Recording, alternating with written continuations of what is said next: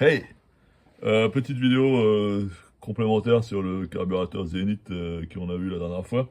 Parce que si vous vous souvenez, j'avais un problème avec le Venturi ici que j'arrivais pas à sortir. Puisque c'était celui-là qui était dedans. Donc un truc qui visiblement a dû être bidouillé avec un morceau de cuivre. Et une bague en plomb autour ici. Donc impossible de le sortir parce qu'il était frozen, comme on dit, gelé à l'intérieur. Donc pour ça, j'ai utilisé un outil spécial qui est un arrache Venturi en fait. C'est une pièce qui a été usinée sur mesure. Donc on défait les petites bagues ici, les petites vis ici, pardon, ce qui permet d'enlever la plaque. Donc ensuite, on dévisse ça et on introduit cette partie-là dessous sous le Venturi, on passe l'axe à travers et en serrant, le truc il sort tout seul.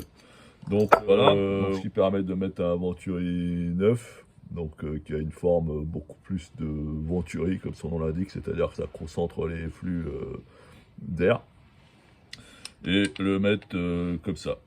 Donc voilà, celui-là il n'y a plus qu'à, là par exemple le gicleur de ralenti qui est ici, comme vous voyez, il y a de la résine dessus, il n'est pas super étanche, donc j'en ai un neuf que je vais remplacer.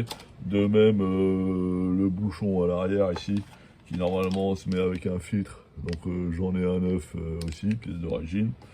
Et je vais pouvoir changer tous les joints, de manière à ce que ça reparte comme sur du neuf.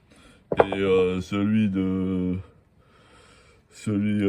qui est sur la voiture, c'est prêt à repartir. Donc là, j'ai gardé un morceau de ligne d'essence qui a été coupé.